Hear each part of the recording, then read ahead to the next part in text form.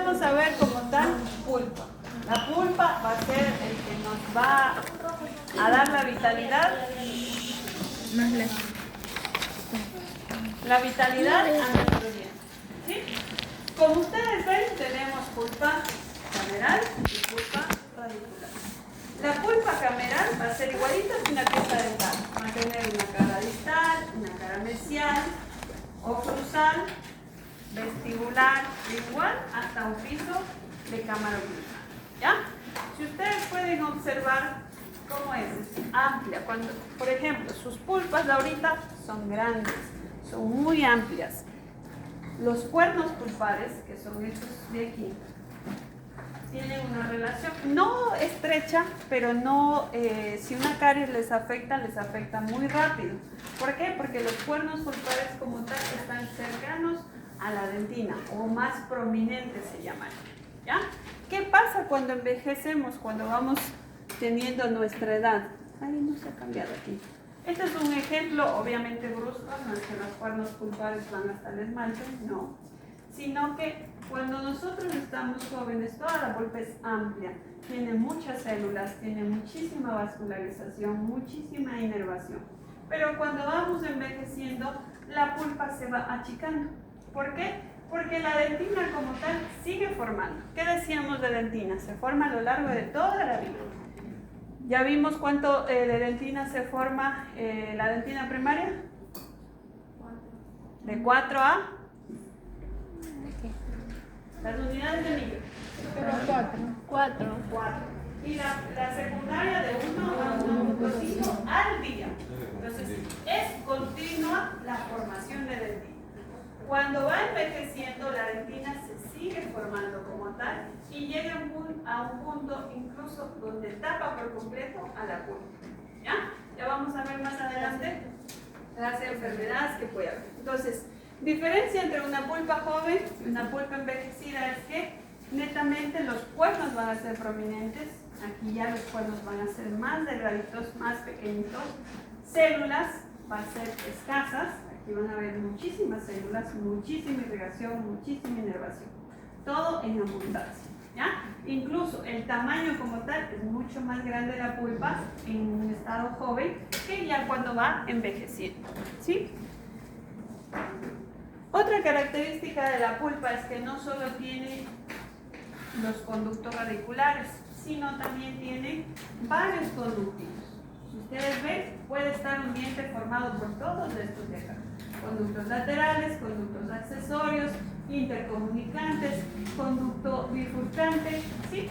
Todos esos conductos van a desarrollar enfermedades si es que la caries llega a afectar a la pulpa. ¿Por qué? Porque las bacterias van a viajar a través de todos estos conductos. ¿Ya? ¿Y qué es lo que pasa si es que las bacterias que afectaron a la pulpa salen? ¿Qué creen que va a pasar? ¿Qué va a afectar? Una pulpa también. Ya la pulpa está afectada, ya la pulpa está llena de bacterias. Y salen por esos pequeños conductos. ¿Qué creen que va a pasar? Va a ser un absceso. ¿Por qué? Porque todas las bacterias van a ingresar al periodonto. Y como, acuérdense que netamente las bacterias anaerobias pueden vivir sin oxígeno. ¿Ya? Entonces, al momento de que la pulpa está infectada, tiene bacterias anaerobias, y si tenemos todo este complejo pulpar de conductitos, se van a salir hacia el periodonto y van a ocasionar abscesos como tal. Y también va a ser al revés. Si un paciente descuidado no tiene buena higiene, puede acumularse comida, ¿verdad? ¿Y qué es lo que pasa cuando se acumula la comida? Puede provocar un absceso. El absceso hace que la encía se inflame, incluso vamos a perder hueso. El diente puede estar sanito, pero si el paciente no se cuida, ese absceso puede ingresar por esos conductitos que les estaba mencionando. ¿Ya? Entonces, en una endodoncia, si es que no obturamos, si no sellamos todos estos conductos, puede que en 2, en 3 meses la endodoncia no sirva, al paciente le vuelva a doler. ¿Por qué? Porque nosotros todavía tenemos algo de vitalidad en estas zonas que no llegó la gutapercha, se llama. No llegó el medicamento del nervio. ¿Ya?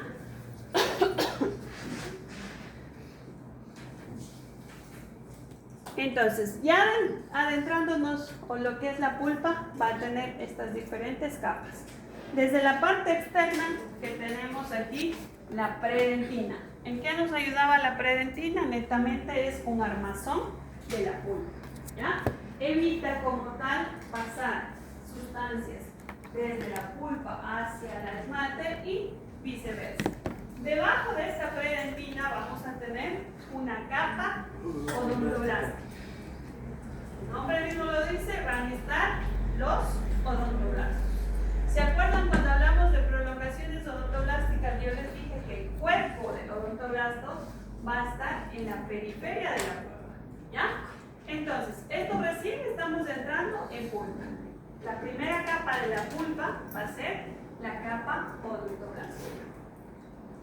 El término que ustedes ven ahí, pseudoestratificado, es ¿por qué? Porque netamente el odontoblasto va a estar tan unido, ya vamos a ver mediante qué uniones van a estar unidos estrechamente, y les da la forma de un epitelio pseudoestratificado. Es decir, que sus núcleos van a estar en la parte superior y en la parte inferior, que sería zona apical o zona basal.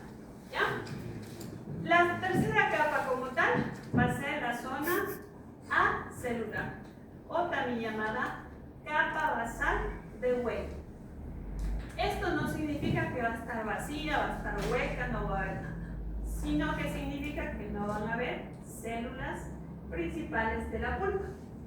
¿Qué vamos a encontrar? Vamos a encontrar matriz extracelular. Cuando ustedes vieron todos los tejidos de histología 1, siempre había esto de matriz extracelular, ¿verdad? Entonces aquí tenemos matriz extracelular. ¿Qué es lo que va a haber en esta matriz? Fibras de colágeno. ¿Qué tipo? El 1 y el 3. ¿Ya? No es que está vacía, no hay nada que contar. Va a haber fibras colágenas, la sustancia fundamental, y cuando hablamos de fibras colágenas, netamente estamos hablando de un tejido conjuntivo. ¿Ya? Debajo de esa capa vamos a tener la zona rica en células.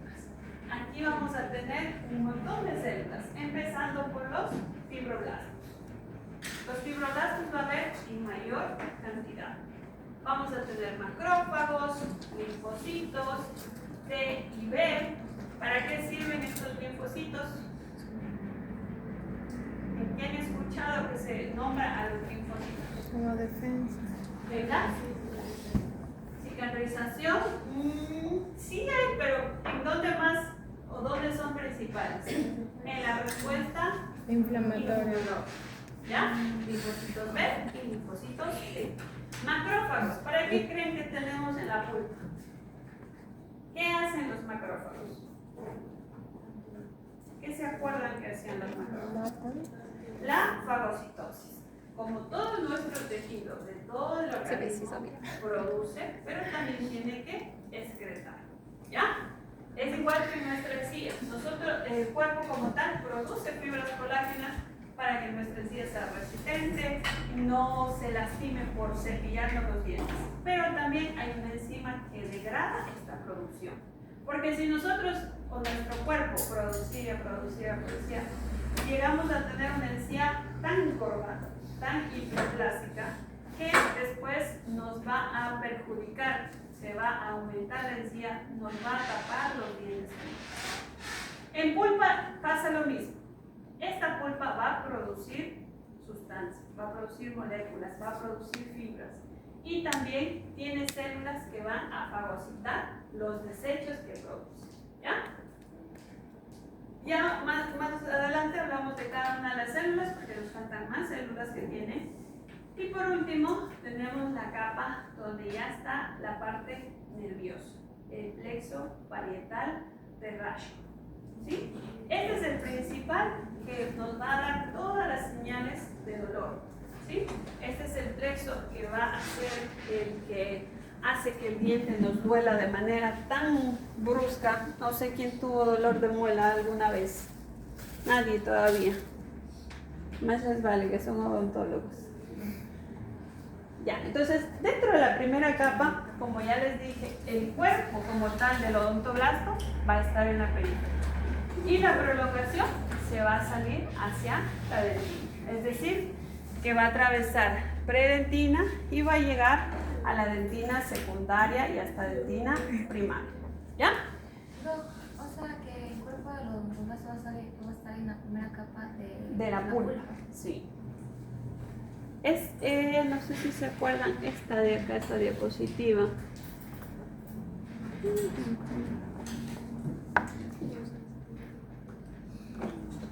Esta de aquí. Todo esto ya es pulpa. Estos son los odontoblastos. Esto es predentina y esto ya es netamente dentina más mineralizada. Entonces, el límite amelodentino-pulpar es este de aquí. La unión entre la capa odontoblástica y la predentina. ¿Ya? Ese es el límite dentino-pulpar.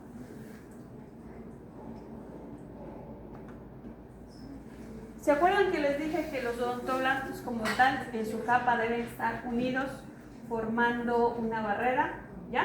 Para estas uniones existen diferentes, valga la redundancia, uniones como tal. No sé si se acuerdan, esto también deberían haber visto en histología 1, que son las uniones estrechas. ¿Qué quiere decir esto? Que cada odontoblasto, acuérdense la célula cómo está formada. Por membrana, citoplasma, organelas y el núcleo como tal. ¿Ya? Entonces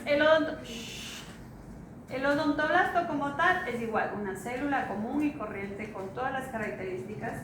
¿Sí? Miren, ¿qué era esto?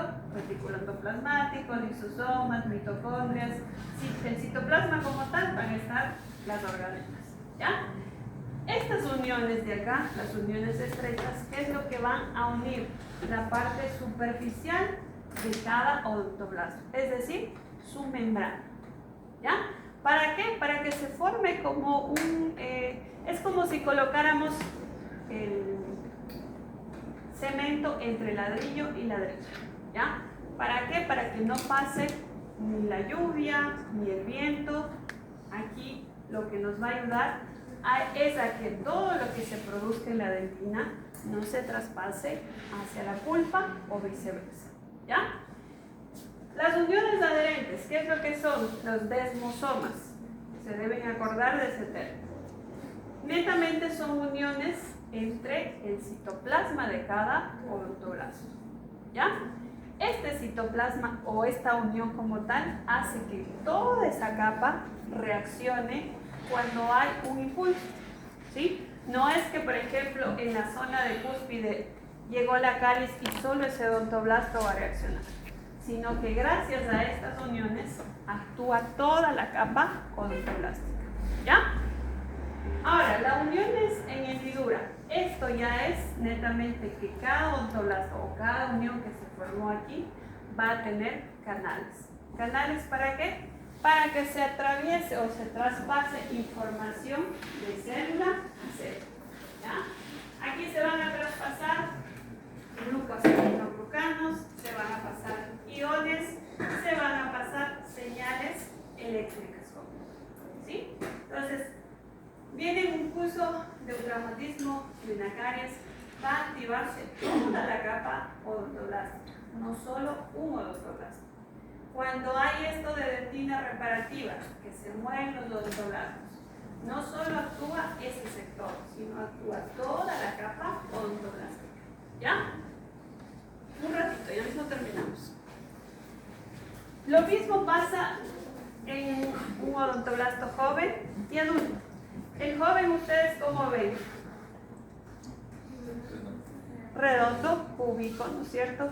Y cuando se va envejeciendo, se va haciendo cilíndrico, se va perdiendo organelas como tal. Aquí tenemos un montón de organelas. Aquí ya vamos perdiéndolas y van a ¿cómo se diría? Comúnmente, como le dicen, a desgasarse.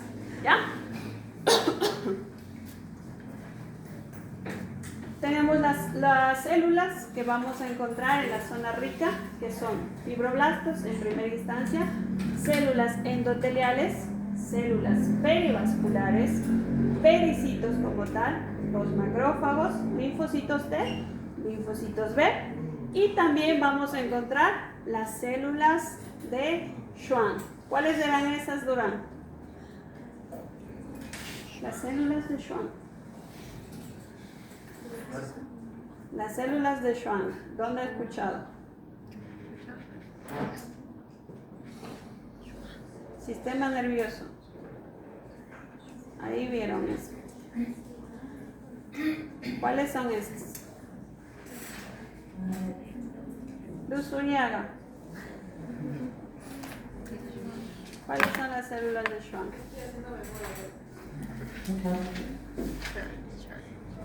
Son las células que van a recubrir a los nervios como tal. ¿Ya? Por eso les hablé del sistema nervioso. ¿Ya? Células endoteliales, pericitos, células vasculares, son células que van a recubrir a las arterias, a las venas, a los capilares que encontramos en pulpa. ¿Ya? Macrófagos, fagocitosis. Linfocitos T, linfocitos B, es inmunidad. Ahora, la diferencia entre los odontoblastos y fibroblastos, porque más o menos están a la par, tienen las mismas proporciones. Los odontoblastos van a sintetizar, a formar fibras colágeno tipo 1. Y los fibroblastos van a sintetizar las fibras de colágeno tipo 3. ¿Ya? ¿Dónde estaba el colágeno tipo 3? Aquí no, ¿dónde estaba el colágeno tipo 3?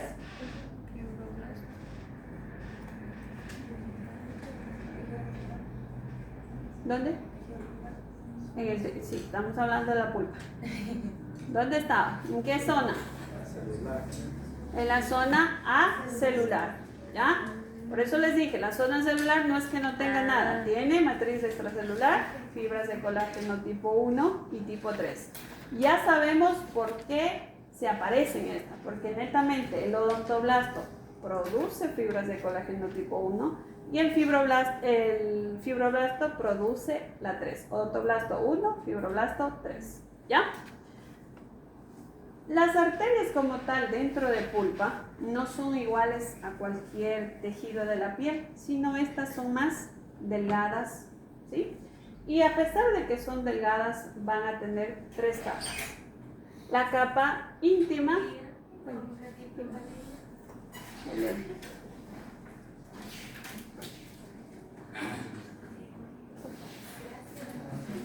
ya.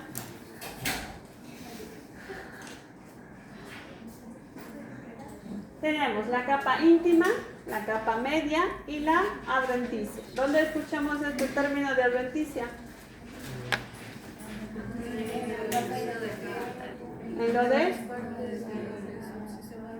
en las partes del sistema digestivo. Específicamente, ¿en dónde decíamos que podríamos encontrar? Intestino delgado y ¿qué más?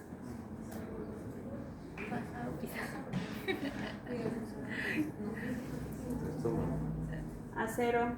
Yo ya hablé con usted personalmente. Le dije que si usted no le interesa la clase, por favor guarde el celular y aunque sea haga que está bien, pero no esté jugando como usted. ¿Sí? Dígame que no estaba haciendo nada entonces. Si usted no quiere que le tome en cuenta, no es posible porque está aquí.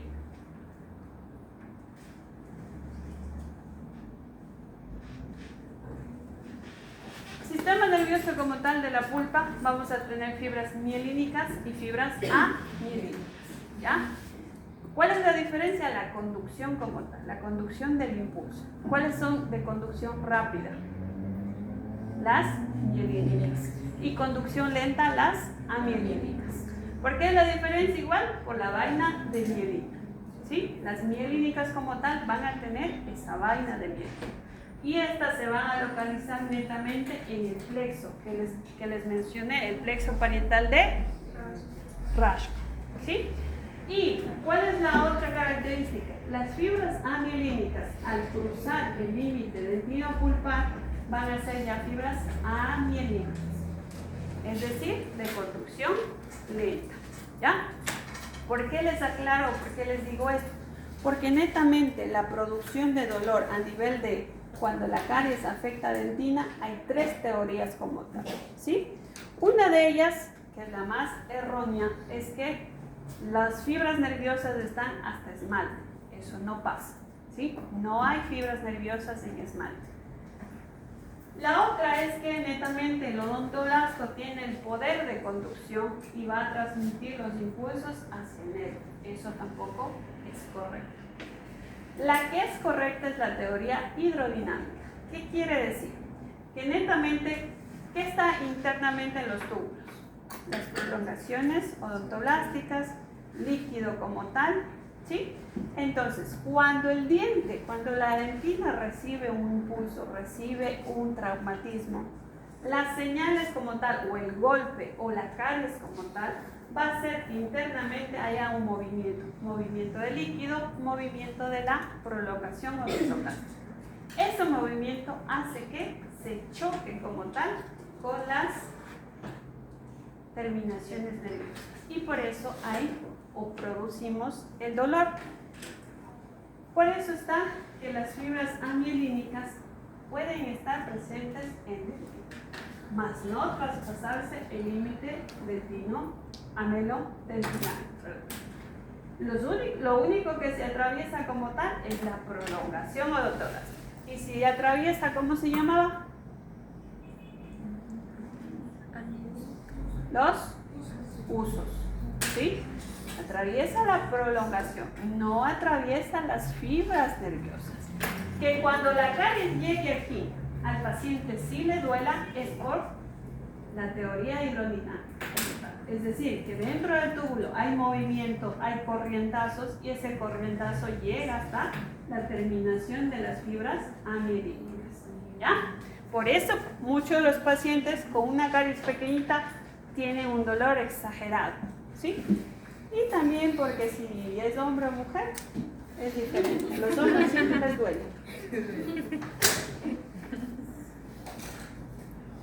Funciones de la pulpa: inductora, porque netamente, embriológicamente va a empezar a formar la totalidad del diente. Formativa, porque gracias a los odontoblastos que están en pulpa, van a formar dentina. Nutritiva, porque tiene un aporte vascular, ¿sí? Ese aporte vascular, ¿qué es lo que va a pasar? Oxígeno como tal, alimentación para que el diente mantenga su vitalidad. Protectora, ¿por qué? Porque la sensibilidad como tal hace que nosotros tengamos cuidado en tomar algo muy caliente, algo muy frío o en estar mordiendo cosas. Imagínense que no tuviéramos nada de sensibilidad en los dientes. Ustedes van a abrir la botella de cerveza, se les fractura el diente y nada ha pasado.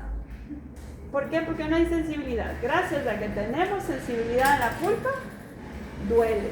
Ustedes pueden saber, ay, se pasó algo, se fracturó el diente, como dicen los pacientes, se apostilló.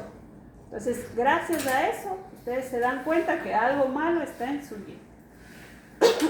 Reparadora como tal, acuérdense que tenemos dentina terciaria, reactiva y reparativa. Entonces, la pulpa como tal va a generar nuevos odontoblastos o gracias a los que están presentes vamos a proteger que la caries llegue hacia el nervio como tal. ¿Sí? ¿Preguntas hasta aquí? Ninguna. Ya. Entonces, en una pulpa joven, ¿cómo se ve el odontoblasto? Redondos.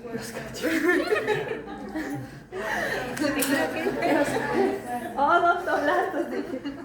Redondos, más grandes. Eran grandes, cúbicos como tal, ¿ya? Tenían muchas organelas y cuando envejecemos, ¿cómo se veían? cilíndricos, ¿ya? Eso es en la zona de la parte de pulpa cameral. Ahora, en la parte de pulpa radicular, muchas de las veces cuando envejece llegan a ser planos totalmente, ¿ya?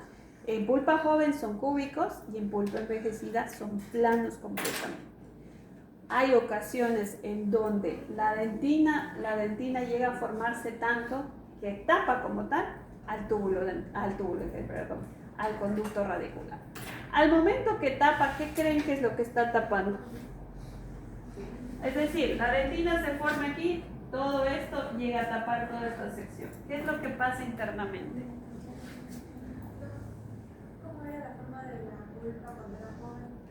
La forma de la pulpa es grande, cuernos pulpares prominentes, no cachos pulpares, por favor, cuernos pulpares prominentes o astas pulpares, llamémoslo así, prominentes, mayor proporción de células, mayor proporción de irrigación, conductos radiculares igual prominentes. Cuando envejece, la pulpa se va a disminuir de tamaño.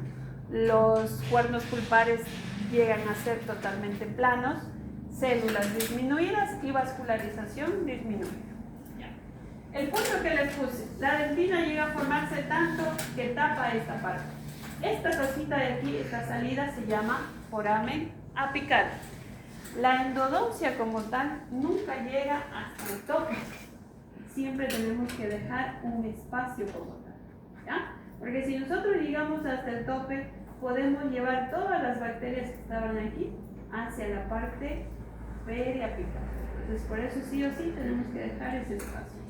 Pero bueno, el caso que les pongo, la dentina se estaba produciendo, llega un punto en donde se forma demasiado y tapa como tal a esto.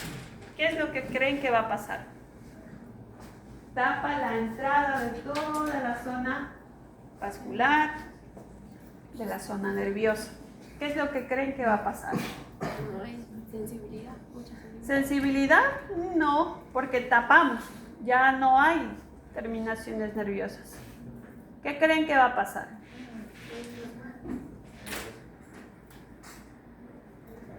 Necrosis pulpar. ¿Por qué? Porque ya no hay irrigación, ya no hay quien alimente a la pulpa, ¿ya? Entonces, muchas de las veces los dientecitos sufren una necrosis sin tener necesidad de que se golpearon o que hay una caries. Netamente a veces suele ser por el envejecimiento, porque tapamos un conducto o un espacio donde nos está sirviendo de irrigación, de nutrición, ¿ya? Una patología de la pulpa dental son los llamados cálculos pulpares, ¿ya?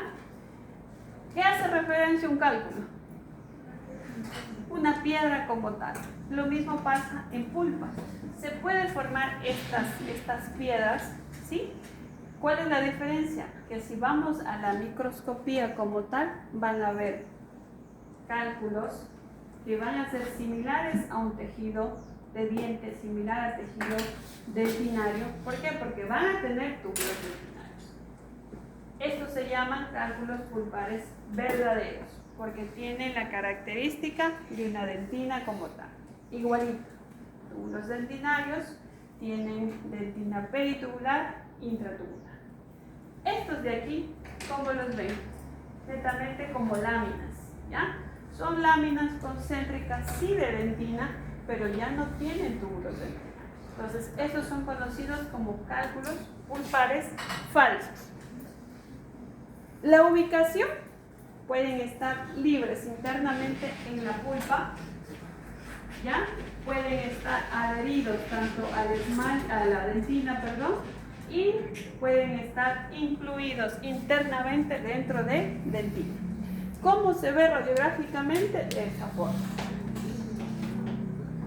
Esto es una tomografía computarizada. Esto es, miren, un cálculo pulpar. ¿Qué sería? Que estaría en una posición libre como tal. Aquí es una apertura para una endodoncia. Se encontraron con dos cálculos pulpares. Si ustedes ven el color, esto es dentina. ¿Cómo se ve? Casi similar, ¿sí? Por eso, netamente, tendríamos que hacer un estudio como tal para ver si es concéntrico o es un falso o un verdadero. Pero sí o sí, la composición es similar a la dentina, ¿ya? Esto se ve en radiografía normal, Esto de allá es tomografía. Esto de acá es radiografía. Es de esa marca. Ustedes ya saben el término radiolúcido y radiopaco. Eso es uno y eso. Es al revés. Radiolúcido es negro, radiopaco es blanco como tal. ¿Ya? Entonces, si ustedes se fijan cómo se ve el esmalte. Radiopaco, bien blanco, ¿verdad? Después tenemos a la dentina. ¿Cómo se ve? No podríamos decirle radio opaco o muy radiolúcido porque no es igual al esmalte. Pero si ustedes ven entre esmalte, dentina y pulpa, sí hay diferencias. ¿Ya? Esto es más radiopaco, esto ya viene a ser un poco de los dos, una combinación. Y la pulpa es netamente radiolúcido, negro como tal. ¿Sí? Y si ustedes se fijan, aquí tenemos los cálculos pulpares. ¿Cómo se ve? Similar a la dentina. ¿Ya? ¿Podemos calentar un ratito la Dígame. Una de apo me falta ya. ¿Por qué se forman? No hay evidencia que te diga, ¿sabe qué? Porque este paciente comió mucho pollo. Es netamente a veces patologías de la pulpa interna. No es una explicación. Hay, por ejemplo, pacientes que van a nacer con una cúspide extra en el primer molar. No hay razón, ¿qué sería? Científica para decir por esto estos pacientes tienen y por esto. Es netamente crecimiento del organismo. Pero sí, cuando hacemos endodoncias hay que quitarlos porque no podemos traspasar esta zona. ¿Ya? ¿Y cuál es la otra patología que puede afectar a un diente? Es la obliteración del conducto. ¿Qué significa obliteración? Cuando hablábamos de dentina esclerótica decía el túbulo se oblitera, es decir, se cierra. Si ustedes ven aquí, la pulpa como tal, todo esto estamos viendo normal. Pero como ven acá, ya aquí estamos grueso y aquí se va haciendo bien delgadito. ¿Es por qué? Porque el conducto como tal se obliteró. Hay formación de dentina extra. Ese es un caso donde digamos que tenemos algo por ahí para introducir la línea.